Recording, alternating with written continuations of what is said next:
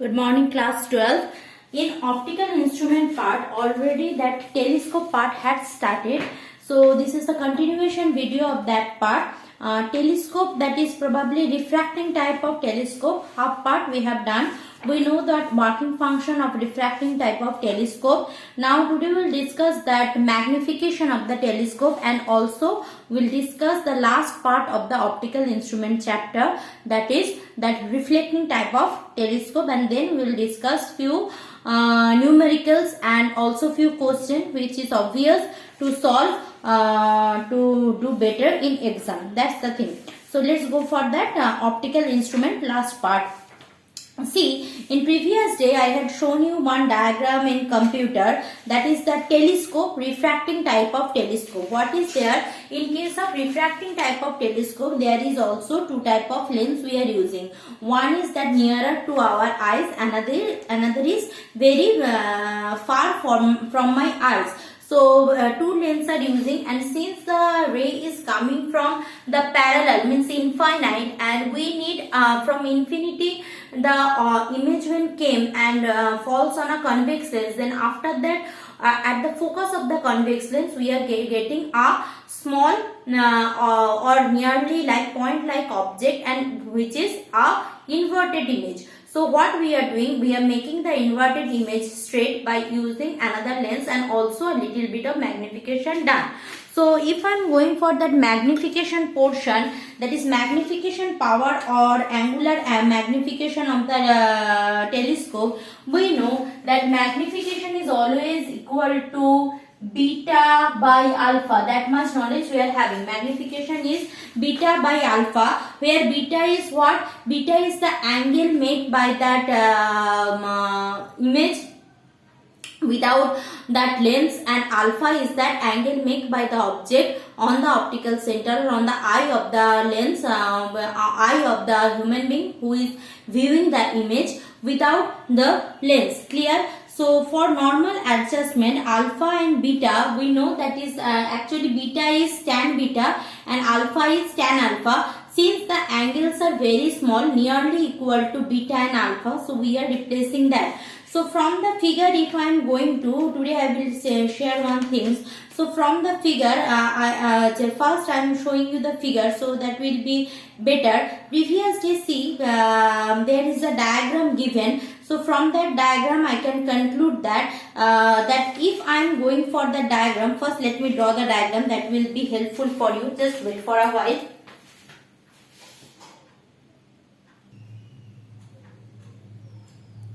See what is happening. As already I discussed in previous day, from here the ray are coming and which falls on this magnifying glass, and after refraction it meets here at the focus of the lens. Now when it meets, since the rays are little bit oblique in nature, means it is a little bit tilted from parallel position, so that's why this is my focus where all the ray meets. So here we are getting a diminished image of the huge object, of the terrestrial object. So PQ acts as the object for this second lens, and from that PQ we are getting image over here. See, here we are getting, I am showing you, here we are getting on my eyes the image has been formed. Now since already PQ is an inverted image, I will get what image? I will get a erect image. I will get a erect image, but it is virtual in nature. Why? Because that PQ stand in between focus and optical center of the lens. So right now this portion of the telescope act as a magnifying glass. This portion of the telescope just as a acts as a converging lens, but this portion of the telescope act as a magnifying glass. Clear? So if you see carefully from here, what I can see that here this is my what? This is my PQ. PQ is the perpendicular, and here PB is the base. Similarly for here, when I am considering alpha, where is my alpha? Alpha is this small one. You can see or not? I am zooming it again. See, alpha is that angle here. The object makes that angle. This one is my alpha. Object makes that angle. This one is my alpha. So in this case, I also has the perpendicular and base. What if I consider this triangle P POQ, from this POQ, here that perpendicular is this one, and PQ is my perpendicular, and base is PA. Clear? So actually what I need alpha and beta to determine the magnification. So if I am going for that calculation part, what I am getting, I am showing you, just wait. Now see class, here my object has been formed. So this is my PQ, what I have shown in the book. So this is PQ. Now this will act as a object for the second lens. So if this is my second lens, and since it is in between optical center and focus of the lens, so what will happen? We will get a virtual and magnified image. We will get a virtual, and so somewhere it should meet. So we will get a virtual and magnified image of that object. Now coming for that alpha and beta portion, which is in which I need for that magnification part. So this one is my beta, and here which one is my alpha? This one is what? This one is my principal axis. So another ray, if it is coming through the principal axis, this will be my alpha. So if I join like that, this is my alpha. So if I give name of this, so this is PQ. Clear? This one is the point A. Okay, so I am getting 2, 3 triangle. This is B, point A, B, PQ. So alpha means tan alpha. What I am getting from alpha structure, alpha means tan alpha. So tan alpha will be equal to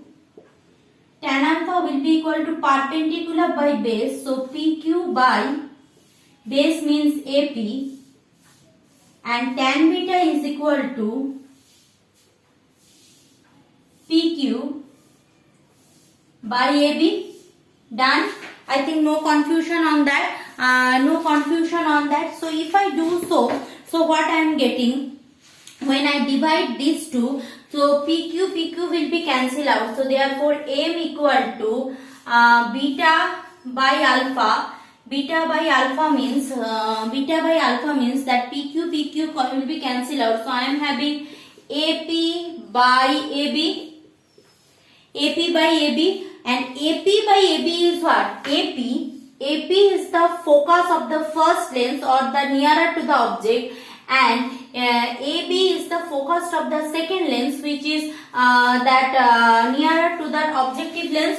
So AP will be what? AP is the, if I am denoting AP is the focus of the objective lens, so F0, and FE is the focus of that eyepiece, which is nearer to eye. So it will be minus F0 by FE. It will be F0 by FE. So F0 is the focal length of the objective lens, means this one. So focal length is F0, and FE is the focal length for the eyepiece. Clear? So this is my magnification.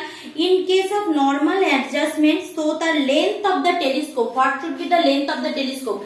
We know when we are using camera lens also, more focusing power means more the lens length. So actually that lens length means from here we will calculate what should be the length of the DSLR camera or something. So length will be just the addition of, remember that telescope length or camera's lens length means, you know, the more expensive camera means more big the lens structure is. More expensive the camera means more big the lens structure is. So L equal to, remember, length of the camera or length of the telescope, remember F0 plus FE. These things is important. Sometimes they give you to find out. So from that focal length you can easily find out this. So this is the things. Now similarly, if I want to do that for least distance of the distinct vision, means what should be the minimum distance for a distinct vision of that object what you want to see. That will be, remember that least distance always will be L equal to, the proof is not mandatory, that's why I am not doing.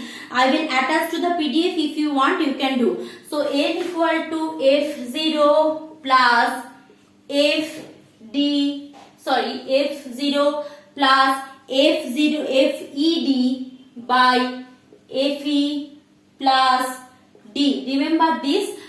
This is the length of the telescope in refracting type. Now, in case of refracting type of telescope, there are various limitations. What are the limitations? First of all, that in the lens used in refracting type of telescope suffers for spherical and chromatic aberration. Already I said that chromatic aberration means what? Chromatic aberration is that kind of things, something which will destroy the vision. Means you want to see something, but due to that colors overlapping or something, you can't see. So always you need to use achromatic lens. Now aberration part at this class 12 you can't understood properly aberration. Just remember that whenever we are using refracting type of telescope, we are having spherical aberration or chromatic aberration problem. Hence the image forms are colored and blurred. Means what? The colors will be overlapped. Sometimes it will be very blurred. Means axis of the image might be rotated. This kind of problem happen.